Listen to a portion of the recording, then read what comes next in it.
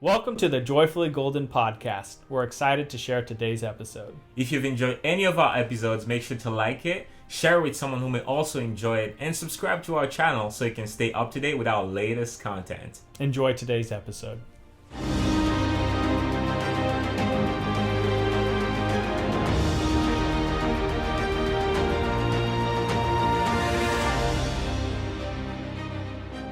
I can't keep going.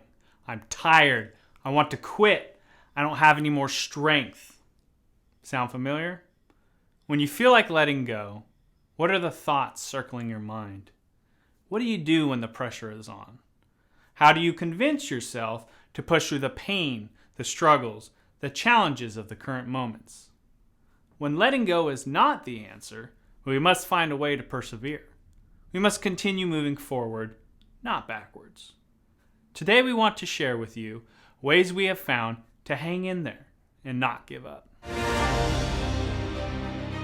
So Joy, I would like to know, has anyone ever told you to give up before? And how do you respond to that?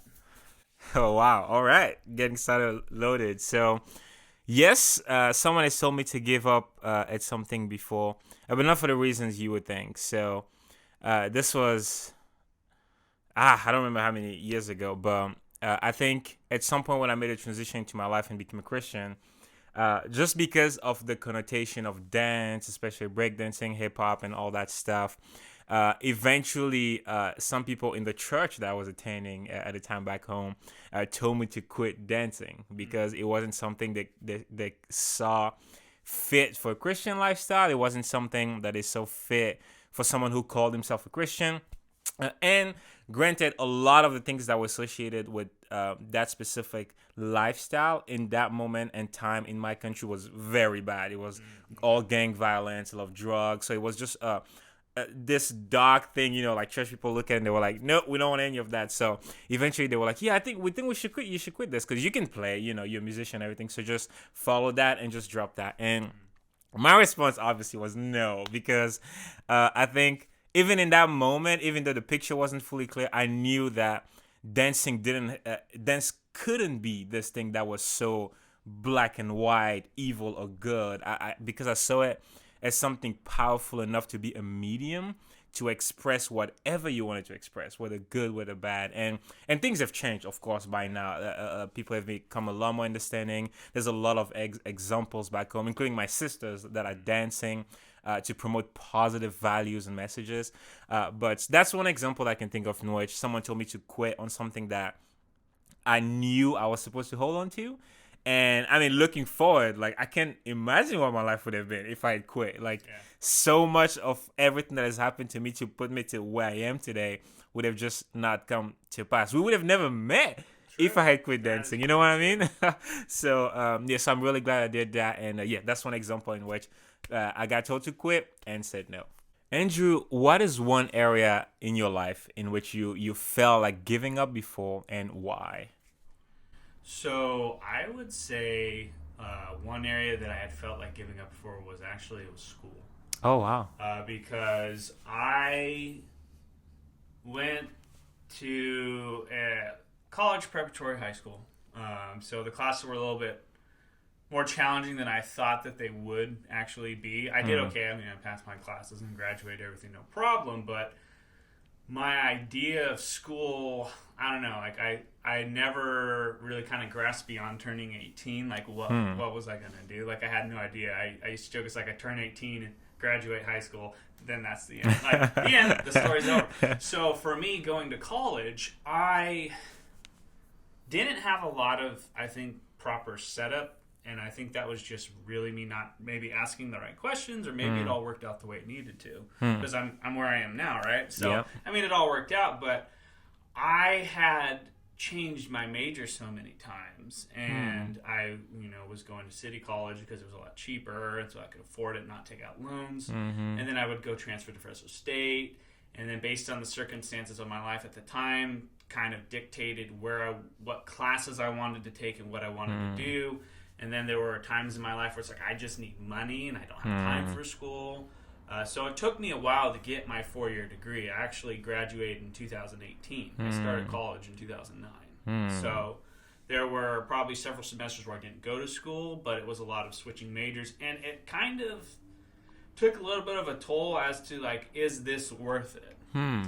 And I don't think it was more of the fact that I felt, or this idea that I felt like I should quit, but more of kind of weighing what was the value of moving forward and keep staying with it. And so I think that I knew that I wanted to graduate because it was something my brothers were doing, my older brother already had done, and I knew that it was just another one of those aspects of life where if you start something that's significant, because I think school is very significant, and if you, unless it's this new thing now is much better than finishing school, like some people, they drop out of college to fulfill whatever and they become very successful. I didn't have like a really backup plan.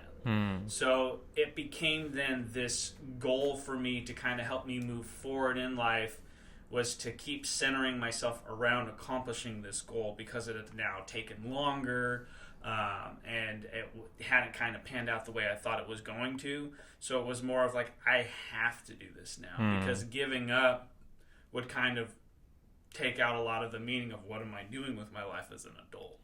So it was very important. It became if I don't do this, and it became a motivator to get it done. So there are times when we feel like giving up, but there are also times when we should give things up. So Joy, when is it appropriate to give something up? Wow, that's amazing.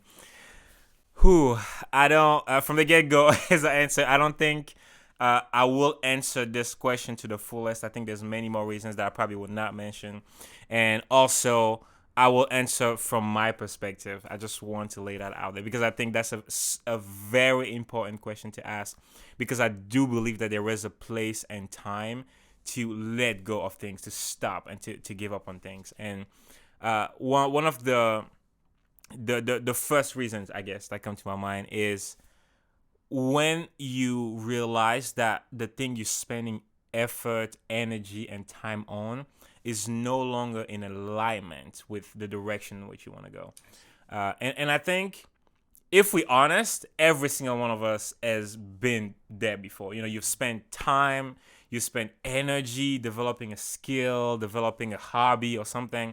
And then you get to the point where you realize that it's not that this thing is bad or it's not good anymore, but it's just that your value are just heading in a different direction, and continuing to spend the time and energy to maintain this thing will just be detrimental to the direction in which you're trying to go. And so you have to be mature enough to, at that point, give up doing it, because if not, you're going to be pouring effort and energy into this thing that is pulling you in the opposite direction of where you're actually trying to go. And I mean, that's stress, like plain and simple, you know what I mean? And so I think that's one of the key reasons to do that. And I think another maybe more obvious reason, I guess, it's when something is straight up bad for you.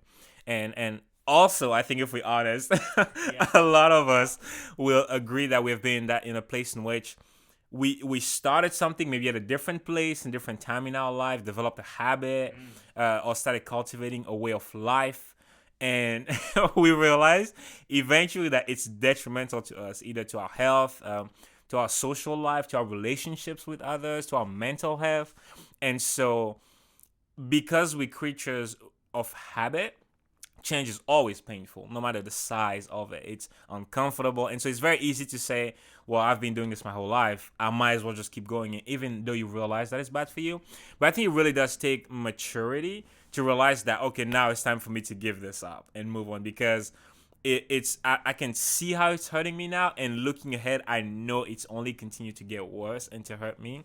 And so I need to let go of this in order to be able to move forward. So I think those two are the two main contexts in which it immediately comes to me. We should learn to give up in those moments, you know what I mean? And those are two I can think of. Tell us, Andrew, what is one thing that helps you resist the urge to give up? Having a strong enough why. And there's a quote by Friedrich Nietzsche. It says that any man who lives that has a strong enough why can overcome any how. It's something like that. And I think having and knowing and remembering and focusing on that reason why you're there in the first place. Because it's all decision based. And you talked earlier about, we're creatures of habits, and we're even habitual in how we make our decisions. So, but at the same time, we can make decisions. If I want to, I could just get up and walk out of this room. That would be weird for the podcast. But you have this infinite given amount of decisions you can make. So when you're struggling with something, or you're thinking that you're going to give up, or you're worried that you can't get through, you don't have the strength, you got to remember why you're doing this in the first place.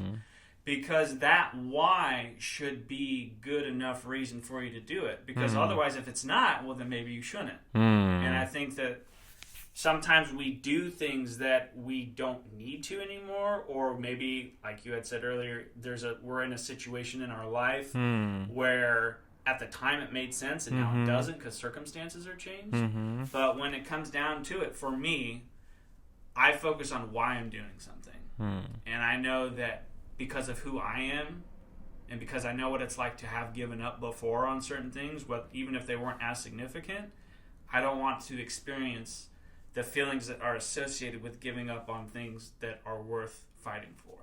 This topic is just super close to my heart. I absolutely love it because I love topics that are very. It's easy for anyone to identify with and to resonate with, because anyone who has lived a significant amount of years on this earth has at least one struggle with the urge of giving up. Of feeling the urge to just stop. And so. I think because of that, it's not only important to address it, but I think to address just how, like we've done with the question, how things that can help us move forward, that can help us overcome that urge. And I guess one of the things I really want to leave with the audience is the fact that no one should feel guilty to feel that urge, because I feel it's very easy, especially when you're in a certain position of, I don't know, like you trying to make life go for your entire family, or for your siblings, or at the head of a company. I don't know, when it's very high stake pressure. I feel like it's very easy to feel guilty for even feeling that, because you're like, how could I even possibly think of giving up this, because it's so important and it means a lot to you. But first of all, I want to tell anyone listening that it's normal. We're humans, and because we're humans, there's always that voice in our head as soon as pressure shows up, to, hey, just take the easy way out. Like, that's normal. So don't feel guilty for that. And to add to that, I would say at the same time, fight the urge, because you are where you are for a reason. You have this amount of pressure on you for a reason. And I'm a strong believer that usually life doesn't put on you more than you can handle. And so if you're in a place where you feel the urge to quit, know that it's the voice of the enemy trying to rob you from something amazing that's coming. You know what I mean? So don't feel guilty, and do not give up. Like, don't listen to that voice. It's going to be there. It's never going to fully go away. But every time you listen to it, just know that you're so close to something amazing, and it's just trying to rob you from that. So just keep pushing. Just hang on a little longer, and eventually you're going to make it through. And whatever it is that you're struggling with that's heavy on you right now, it will eventually be behind you. So just keep pushing it, don't give up. How about you? What are some of your thoughts? So, first of all, very inspiring. Thank you. And the other part of it, as I was listening to you talk and really thinking about it, there's this, I think, kind of important thing that we need to focus on, is that the idea that, first of all, we're biological creatures. But then we have intelligence, we have a conscience, we can make decisions. So I think a lot of what happens when you're trying to do something different or new, or you're putting in effort, your biological mindset will often kick in to sort of protect you from overexerting of energy, or from preventing you from putting yourself in a position of getting hurt, whether that's physically, mentally, or emotionally. And as time progresses and you live longer, you experience a more wide array of emotions, feelings, successes, and failures. So you'll become accustomed to an appropriate response when facing a certain type of challenge based on how you've dealt with it in the before. So I think part of it is important to recognize that, yes, like you said, it's completely normal because we're biologically, our brains are designed to keep us safe. So if going and speaking in front of an audience is terrifying, your brain's not going to want you to feel terrified. It's going to prevent you from doing that. But if you want to be a speaker or you want to be able to do well on your project, you got to learn how to overcome that. And I think part of it is that a lot of the dangers that we associate, which is why we'll give things up, because we're the fear of failure, fear of rejection. These are societally conditioned, and it's important to just recognize that because it was conditioned, it was learned, which means it could be unlearned. So when we feel like giving up, know that it's either your brain may be trying to protect yourself. It could be the voice of the enemy, like you said, that doesn't want you to succeed. And I think it's important to challenge why you feel that way or why you're thinking that way. Because a lot of times I think it's easy to have an emotion and to state, I have an emotion, like I feel this way or I'm thinking these thoughts. But then what's the step beyond that? What's the second part of the dialogue? And when we deal with a lot of things internally, it's difficult to have a conversation with yourself that's maybe productive, especially when the voice that you're hearing inside is already so opposing and negative. So when you're talking to a trusted friend or parent or family member or whoever, and you're able to express these feelings of struggle, of frustration, of giving up, but then you're given the opportunity to look beyond it and try and work towards solving the problem, then you come up with a solution. And I think a lot of people will give up on things because they haven't spent the time to figure out how to solve it. Or if they think, well, I just have to do this, but then, okay, what are the steps towards solving that? So wrapping up today, I think it's really important that realize that we're going to have times in our lives where we're going to want to give up. We're going to want to not put forth the effort. We're going to think it's not worth it. But when we realize why we're doing it, and then we give ourselves the opportunity to be creative in solving the problem of how we're going to get there, then I think we can push forward and get past it. Nice. Don't give up. Things are hard, and they've been hard for a while now, but don't give up. You've given your best, yet instead of moving forward, you only seem to regress, but don't give up. Most people laugh at you. They don't believe in you or your dreams, but don't give up. Others aren't working nearly as hard as you are. They haven't given up nearly as much as you have, and they are thriving when you're barely getting by, but don't give up.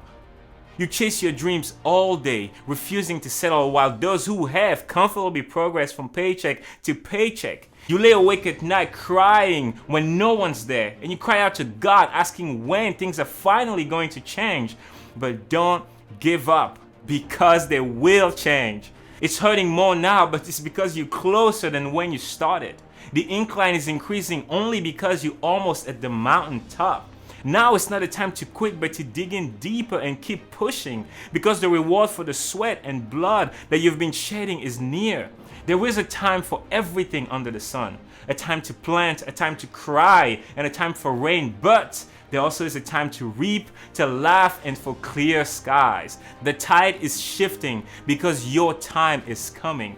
The season is slowly changing. So please, don't give up.